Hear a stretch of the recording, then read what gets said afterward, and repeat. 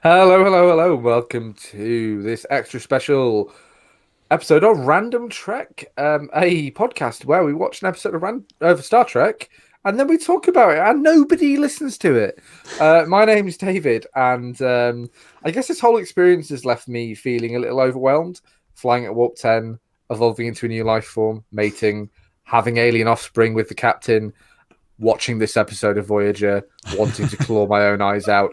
Definitely shouldn't have eaten during it. It's a whole heady mix. My name's Sam, and I have always thought about having children, but I must say I never considered them having them with you two. Liar.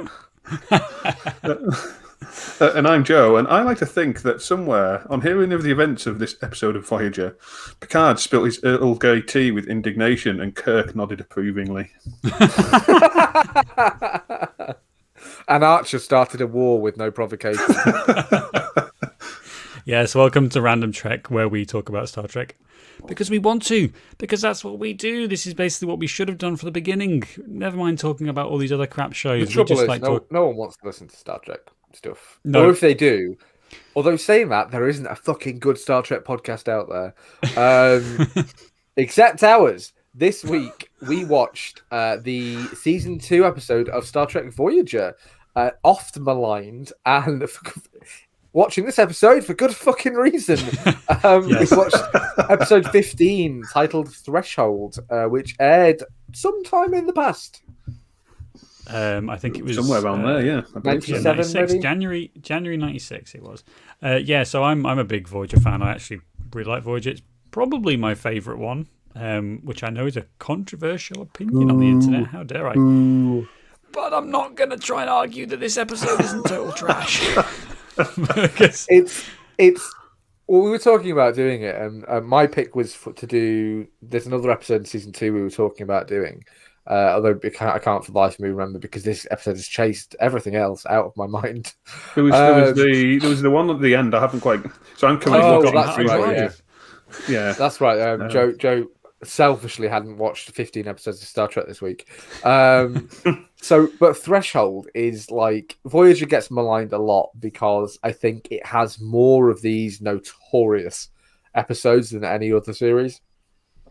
I think there's a lot of average episodes of TNG or DS9 or even bad ones, but for some reason Voyager, when it's bad, it's horrible, like in this episode, which is visually very interesting, but like I think is one of the most underwritten episodes of Star Trek ever made.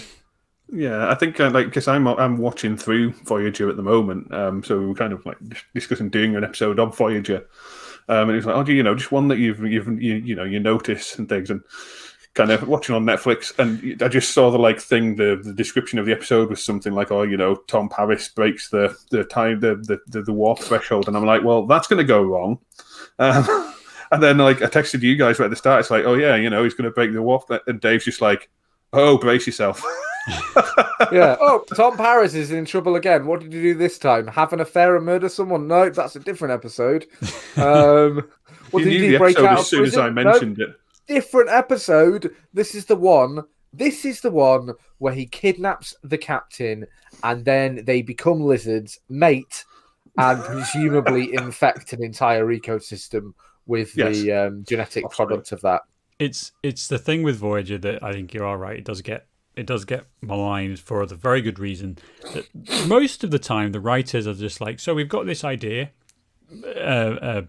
Paris is trying to reach Warp 10 to get him home. Makes sense. Fits within the timeline of what they're doing, all that stuff.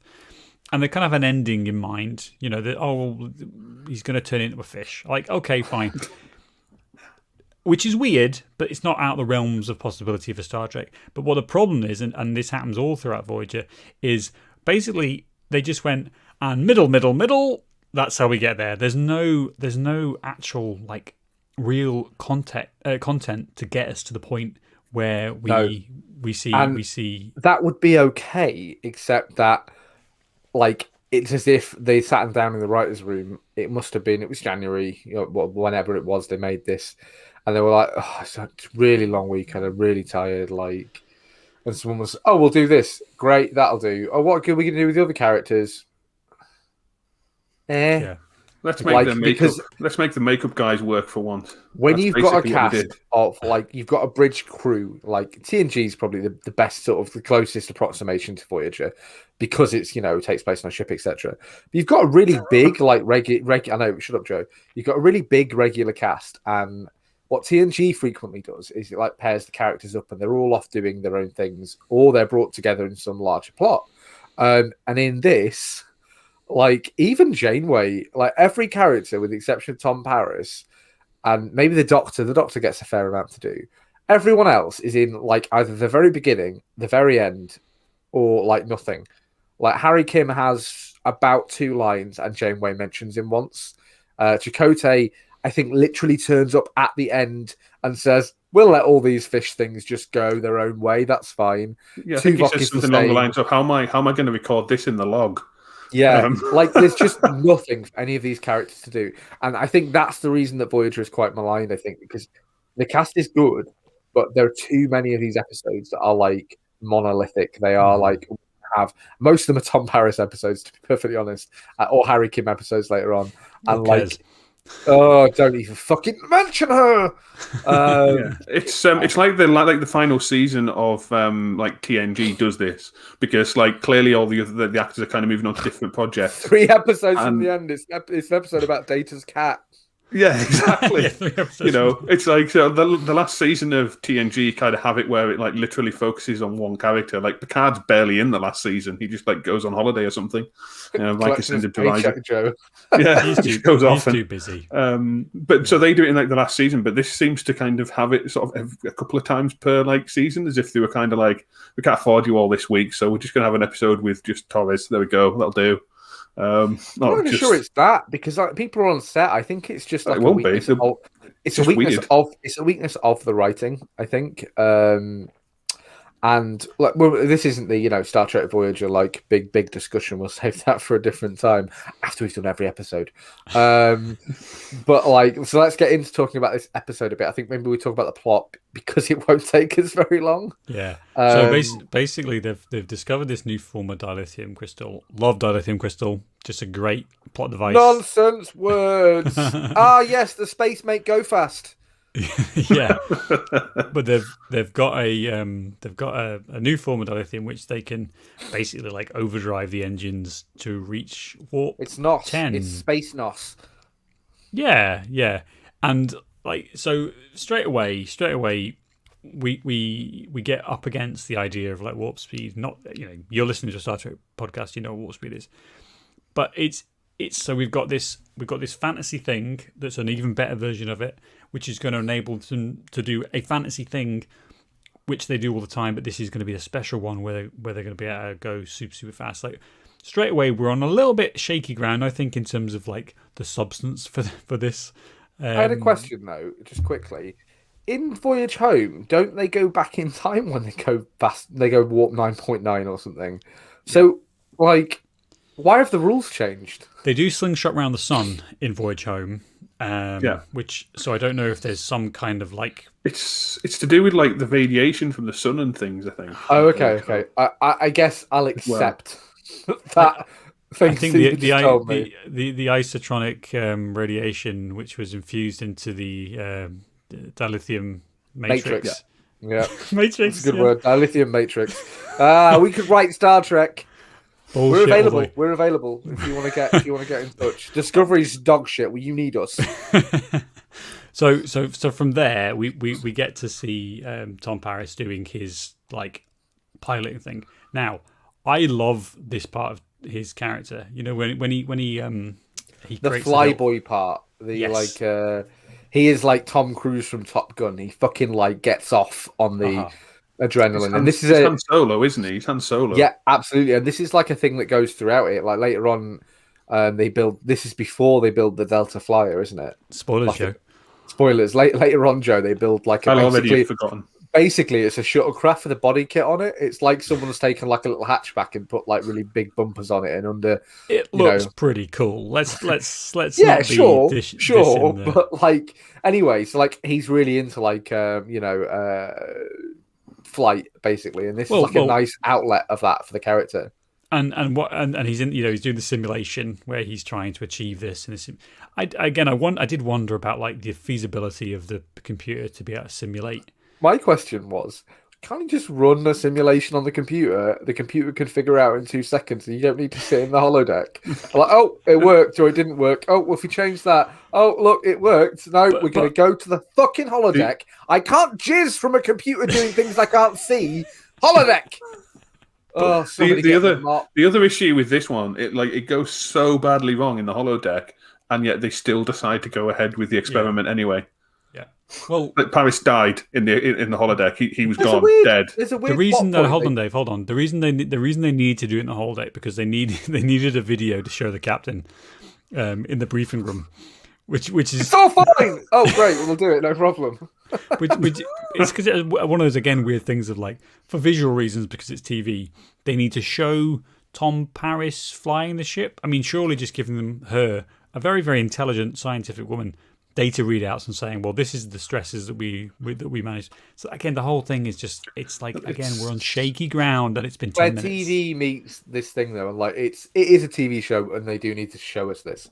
My question though was we get this really sexy Tom Paris in a dressing gown scene in his quarters when the captain comes in, and I was like, "Am I watching Riker like put the moves on someone? What is happening here?" Like, it's a really odd scene because he's wearing this like really like plush looking like gown and obviously nothing else. There's a moment where he crosses his legs later on. You're like, you're doing that fairly carefully. And the captain comes in and basically says, "We've done a routine physical, and there's something in your brain." Blah blah blah. Now, my question is. So that's her saying, Tom, I don't want you to do this. Is that fucking related at all to what happens? Because Janeway also turns into a lizard. Like, so what is this about? It's for. I think that's a Tom Paris in a dressing gown. He's the sex appeal of this show. We know it. Like, let's get this in there. Let's get Janeway in there. You know, it's very strange, and it feels like a very like, why are we here? Why are we having this conversation? Mm-hmm. I don't want you to do this, Tom. It's dangerous. But Captain, I really, really want to do it. All right, I suppose. Yeah, it doesn't really like makes it because I think what does she say?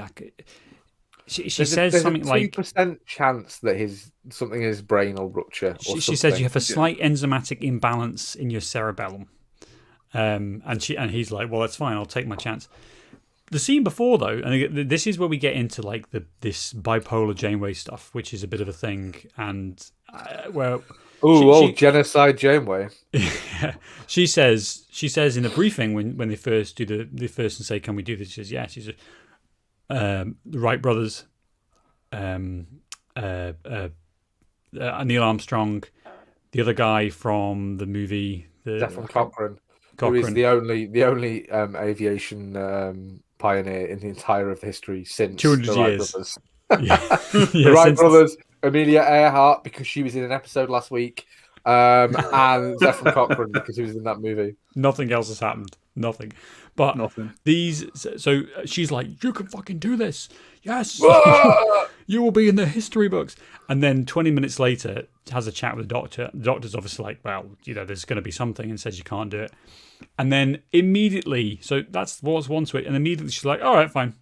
Like, I've just spoken to the doctor and he said don't, but I'm going to just, I'm going to trust your gusto. He's a hologram. What the fuck does he know?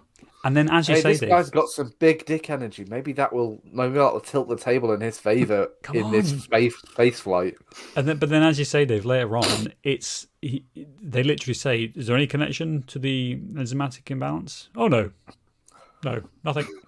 No, it feels like it's an excuse for Tom Paris to be like he really, really wants this. But we know that. We get that. We know it. Because we understand the character. And Joe, you're the Voyager newbie. So like, did you understand that? Because it feels like it's fairly consistent of the Tom Paris character.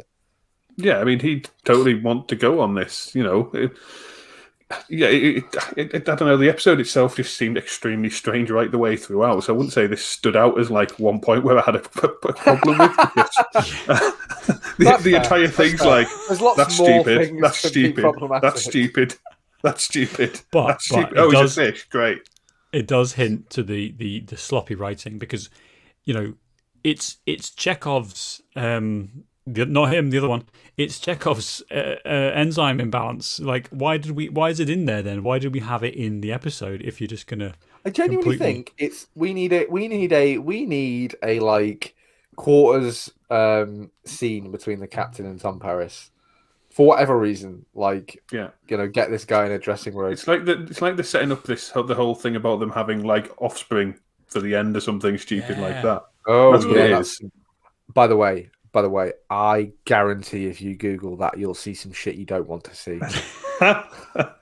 Google anything I enough, you'll get there. fucking guarantee there's some lizard sex Oh, stuff with definitely Tom is. Paris and Captain Janeway out there. But after this, so Paris goes for it, and it seemingly works. Although he does disappear for a bit, doesn't he? He disappears. He for a little disappears bit. and then he comes back and he's like unconscious effectively, and they're all like, "Shit, what's wrong with him?" And then like They take him to the established that doctor. like it's not like faster than light travel. Basically, it's a theoretical thing where you're going so fast that you exist in all places at all times, Yeah, or something. Which- So it's kind of which like is- a Yeah. pretty cool. Which is not like it's not completely out there in terms of like physics theory that you can if you're traveling at the speed of light, in theory you're or faster than the speed of light, then you're going to be the construct breaks down in terms of our understanding of like relativity and stuff. So there is a little bit of like, oh, it's close to being a kind of scientific nugget, which is what Star Trek's great at, is having those like real edging up to the line of science and then just pushing over a little bit into fiction, and that way we get to kind of have a bit of an anchor. But even still, it's not. It doesn't particularly make that much sense, and there's some people who have done some scientific papers about it to try and kind of understand whether or not this happened, and it never really. I think the biggest problem is that like if this was even the A plot and there was a B plot, like there kind of is. Like right at the end we get like a McKee, one of the McKee officers like sending a message to the Kazon, don't we? Like they're doing this thing, like, Yeah. but it's not a B plot because it's just one scene. But if we had more of that, if we had like an espionage B plot that none of the main characters know about, like That's I like think it would be. I was just gonna say that's like a B plot from like the entire thing though, because he's been Yeah, doing yeah. that for like the past 4 episodes, like Yeah. since he started doing But it. if we There's like a had clip of him in every more episode. of like maybe you have Chakotay like trying to find they know there's messages being sent from the ship. Mhm. Maybe you have Chakotay trying to find that, and like that somehow intersects with the main plot. That would distract you enough that you maybe wouldn't be thinking so much about why the physics of what's happening with Tom Paris doesn't really make a lot of sense. And they do that all the time. We get, I think Star Trek's really good at an A-B plot. Sometimes a C plot. Like we managed to thread together stories quite well. But so it is odd that there isn't something else in this, especially because most of the Paris gets back, he then gets a bit ill and then gets really, really ill. Most of the stuff we're seeing is Really kind- succinct medical knowledge. So he gets a bit ill and then he gets really ill. Can we point out like when they first bring him back and they think he's unconscious to take him to the doctor, and they're like, "What's wrong with him?" And he's like, "Oh, he's just asleep. Can you wake him up?" "I believe so." And he just like shouts in his ear, Wake up! "Lieutenant, wake up!" always a good use. Ricardo is a treasure. Oh, he's the best thing about. I think he really tips the scales on Voyager for me. I love his character so much. But he's kind of back for a bit and then he's fine. And in terms of this spongy middle, this is the bit that I think really, really doesn't work for me, and it drags the whole thing down. Is that he dies and then comes back alive, but his Question mark. organs are reforming and he's starting this transition into this new creature. See, that's the bit that I don't get. That's the bit that I think you'd have your space for a B plot, because it's like, there's no stakes. There's absolutely no stakes when a character in Star Trek dies on the at minute 21, because you think, well, he's going to come back. He's going to come back this episode. It's not even like they're going to drag it out for another 2. He's going Here's to be hoping alive. with Denise Crosby. Yeah. So when he first starts getting then he gets really ill, as Sam put it. It's because his lungs have Is this stopped before processing. or after he dies, Joe? Just to be clear. Before he dies, it's because his Of lungs have course, of stopped course. I'm processing not a oxygen. medical professional, you understand, not like Sam. Yes. Yeah. So Okay, his guys. lungs stop processing oxygen, and he's now like allergic to water or something like that. So he can't process oxygen or water anymore. And the doctor's kind of like completely flummoxed. He's like, what's going on? Even though later on, when they land on the planet, none of them are wearing breathing apparatus, so presumably they're breathing oxygen, and also that thing, fish creature, was in water. So what's going on? Again, I'm not sure this was really given a lot of passes in the writing room. I think this is kind of like that'll do, that's fine. It's episode 15. Like, no one's going to remember it by the end of the season, and like, we don't need it to get viewers in. It's just a fucking like. We'll have really Jay is. Ryan soon enough. Episode 50, like this sort of like part of the series is usually like the flabby middle.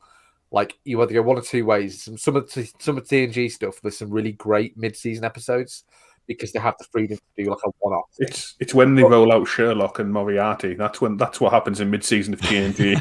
Exactly, but like in Voyager, you get fucking this horrible. Like, we spent our entire production budget on this face makeup for Tom Paris, so we can't afford to do anything else. Well, so you just get Tom Paris like being creepy as fuck because he's being really, really weird about obviously dying and becoming an alien.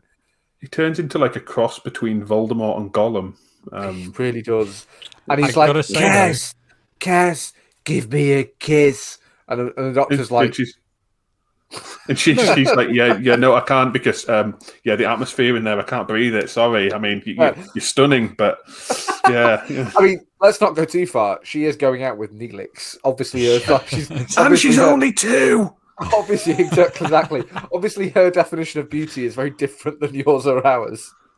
Just massive. Can we also just like mention the fact? Can we just mention the fact she's only 2 years old as well? A fact they mention constantly throughout the entire series. We can mention it, but like, what can we say about it? Because what is there to say about them constantly having her be 2 years old, and then in that scene, Tom Paris is trying to fucking, him and Neelix both phrase it every single time. They're like, oh, she's so innocent. She's only 2 years old. And then the next scene, they're like undressing her with their eyes. It's like, so creepy. You guys are weird. Creepy as fuck. But, Get in the brig. This transition... the game. Airlock them. this transition to, like, we actually get to see Paris... evolving quite nicely. I think I love the makeup, and I think it's probably the strongest part of this episode. And also his performance as well. Paris, fantastic. Let's come to that in a second, because they won an Emmy for makeup design for this unsurprisingly episode, this is an Emmy award-winning episode, if you would believe. Like I said, it's not good, but it's notorious. So we're talking about it. Oh, I won't forget it in a hurry. But it is amazing. I love the way that they transition from he gets a bit veiny, and then he starts pulling his hair out, and so all these like small things, and then we get to see it just progress into he's kind of like peeling a bit, and then my favorite one is that he's got this like kind of growth on the side of his head. It just kind of it protrudes a bit, and it's like pulsating. It's like breathing almost, and it looks stunning. And there's obviously someone with a pump, somewhere. I think I didn't notice it when he was probably. Yeah, well, I didn't notice it when he was standing up. I only noticed it when he was sitting down. So maybe they were just doing it for the close-up. But like the creativity in that and the way it looks, really, really good is excellent. And then we get to the mask, like the full transition when he's in the ship with Janeway. And then that doesn't look good at all. Like, it looks like a 1950s alien. There's absolutely no... So where are we with the plot here? So, like, what's happened is we have the Delta Flyer. We go really fast. Great. Tom Paris is poorly. Oh, no. He's more poorly. Oh, no. He's dead. Oh, no. Oh, he's not dead. He's a lizard. Good. He's even more poorly.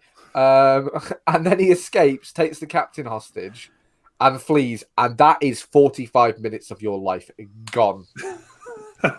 It's empty. And then, like, the actual fixing of the whole crisis takes like 30 seconds. They find 2 fish, they take them back. There's the captain, there's Tom. Oh, good. Yeah, because the Doctor's got some theory about like. And then they're joking about it. Oh, do you remember that time I kidnapped you? And then we had a load of fish babies. Yeah. Janeway's comment on it is, Fridays, oh, well, right? sometimes the woman makes the first move. No, he made What? the first move when he kidnapped So when he please stop. kidnapped you. Yeah, Please stop talking about this fish sex. All right, please stop. But it does kind of like the performance of Tom Paris's actor Robert McNeil. Yeah. That performance I think is really good when he's in this weird transition state, because he's kind of like quite aggressive and he's gone a bit mad, isn't he? And again, there's not really any reason for that. And it does stick out a little bit, even though the performance, I think, is really good.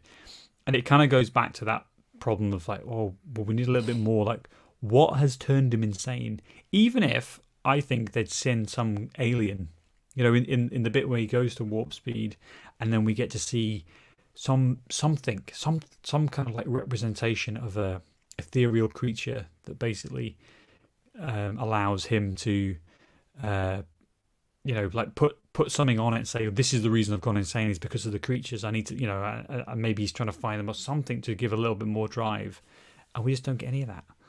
And it's pretty frustrating. I think that there's no. Apparently, Kate Mulgrew at a 2009 Star Trek convention said it was the episode she was most comfortable with, knowing she didn't like the thought of mating with Paris as a lizard. Apparently, who can blame her? I will say, Kate Mulgrew is doing a really good job in this as well as like we get the most of her and Picardo and Paris, and like she's doing a lot of quite like, I really love Janeway as a character, in opposition to most of the internet, even with all the genocide and all the questionable moral decisions, all of it. Like I really love Kate Mulgrew's performance as well. And this, you kind of get that. It's kind of like what did I say when I was? She's a lot of eyebrow acting, which I always enjoy. Like she's really doing the work. And in an episode this, you would not want Captain Janeway to say "excuse me" to you. You'd be like, "Fuck, I'm sorry. I'm sorry." Oh, she's going to airlock me. Oh no! As we found out last week, she'll make you a very Kirk special sandwich. As callous as Janeway when she wants to be. Well, as we found out last week, she'll make you a very special sandwich. That's what'll happen. So, what? Orange is the new black. Oh yeah. Oh shit. Yeah, that was a weird holodeck program, Joe. There we go. I thought you meant last week on Voyager. I'm like, what year is it? Last week on Voyager. Previous Orange is the New Black episode. So there we go. I mean, we get to the point where we see Paris stealing Janeway away, and then again, middle. They're on the planet. They immediately phaser the two creatures, which I think is a bit hasty, because you're like, well, how do you know how that's going to affect them? That's well, to be fair, Sam, like that's what they should have fucking done on the ship. Yeah, like you have a stun setting, like you can shoot the hostage. It's fine. You just stun her, no problem. Well, actually, here's another thing. They say, because he manages to get onto the shuttle, get the shuttle away, and then zoom off. Chakotay, and again, it must be just like writing laziness to the extreme, says tractor beam, and I think Harry Kim says it's not working, and that's it. Like Star Trek technology shields. We haven't got any shields. Oh damn, we did. Where did they go? I could really do with some shields. Shit. It's not even like he's rerouted power to the enablement core, and I can't. There's nothing. There's no technobabble. There's not even he's put up a force field around there's nothing, and you're like, surely you could just tractor beam him back and that would be fine. Why can't you transport him? They don't mention that. There's nothing of the usual. I mean, they could come over with that one because his DNA will have changed or something. But like, there's no reason they do mention about transporting him, because when he first falls ill in the canteen, when he gets a bit poorly, Sam, if you recall, when he first, I apologise. Hear me out. Torres says, can we get an emergency transport to the medical unit? and basically whoever's on the other end says, "Oh, you know, we can't get a lock on him, and there's something about his physiology stops them transporting him." But at the point where he's running away with the tractor beam, there's fucking nothing wrong with Janeway. Get her out of there. Fuck this guy who's kidnapped the captain. They don't even do the usual. He's modulating the shield frequencies. They don't do any of that. Like, that's the usual one that they can get around to. Anyway, it's very again. It just feels like a mid-season episode that they kind of maybe knew it's coming out in January. No one's fucking watching it. Like, and then they just thought, But they did a really good job with the makeup. Like the bits that they really committed to it, despite the fact they didn't write anymore. They really committed to the making of it. I think this is like as well made as most episodes of Voyager and Star Trek at large. So there you go. By the way, Tuvok should be brought up on charges for allowing Tom Paris to kidnap the captain. Yeah. He is the security officer. Like, Worf would not let this shit fly. What were you doing? Yeah. Don't say Ponfar again. I know it's definitely once every 7 years. I've got it in the calendar. We're going to give you an entire deck by yourself so we don't have to see you sweating everywhere. Airlock him. Yeah. Everyone's getting airlocked. Some notes. So Brandon Braga, who was a showrunner on this, called it on the DVD commentary of this episode a royal steaming stinker, which I think is quite generous actually to this episode, really. Robin O'Neill and Jerry Taylor have both said, like, you know, they were just confused by it. Who's Jerry Taylor? Huh? Who's Jerry Taylor? One of the producers of Voyager. I think he something like the fact that we were turning people into salamanders was offensive to a lot of people and just stupid to others. Both, really. I think I wasn't offended by this. I was just bored mostly. Yeah. This is included on many lists of the top worst episodes. Yeah, apparently there is a rumor that it was so poorly received that by the Star Trek fan base that it was later ruled as non-canon by the showrunners. What? You can't do that. That's not how it works. No. Yeah. No. If you put Tom it in Paris our universe and Captain Janeway turned into lizards, they banged. They had a whole bunch of lizard babies, and then somebody you left them to take over the quadrant. Which some are now... unnamed ensign was like, Tuvok's like, hey, buddy, but like enact Protocol 4, which is like flamethrower, this napalm, this entire planet. No. They let him go. No, those creatures.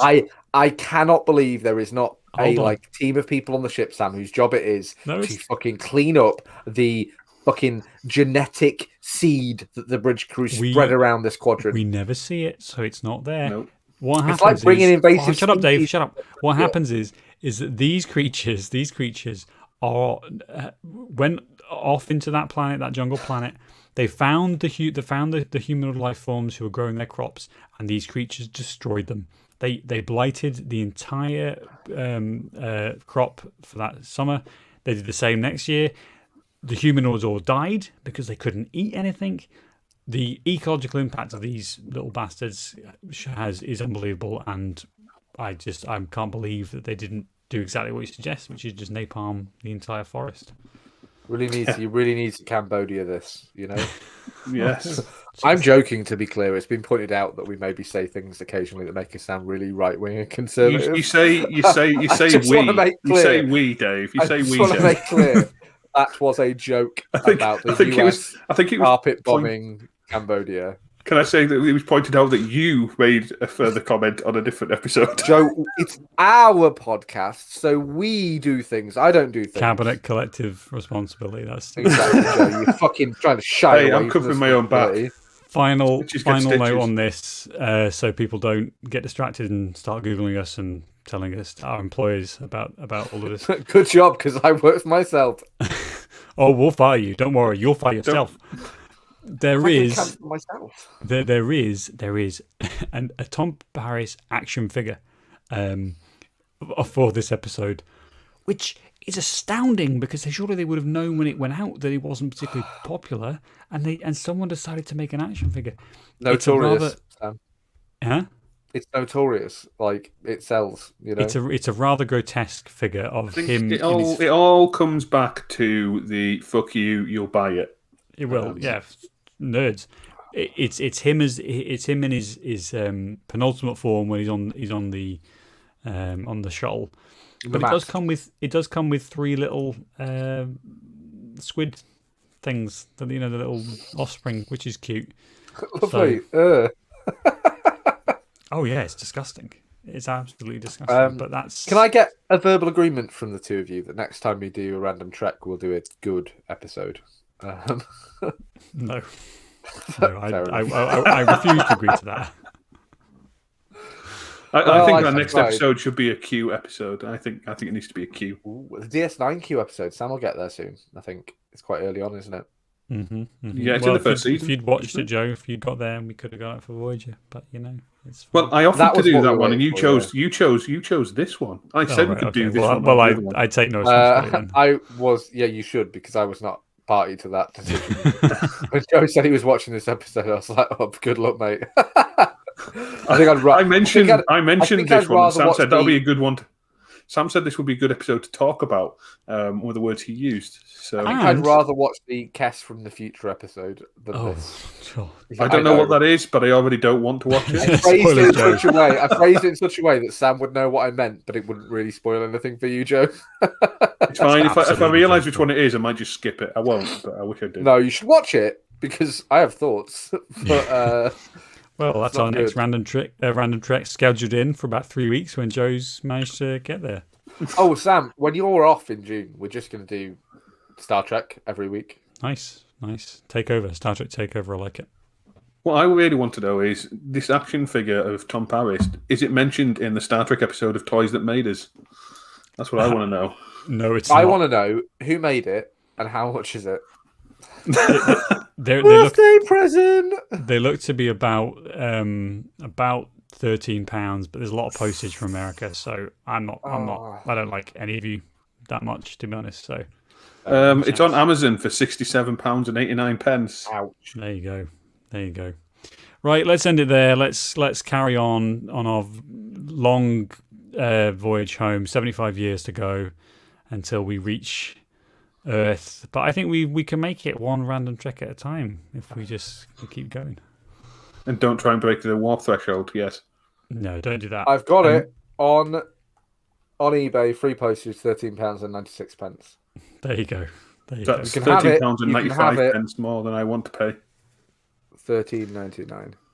Thanks, Dave, and thank you, listener. And we'll see you next time. See you later. It's a bad action figure.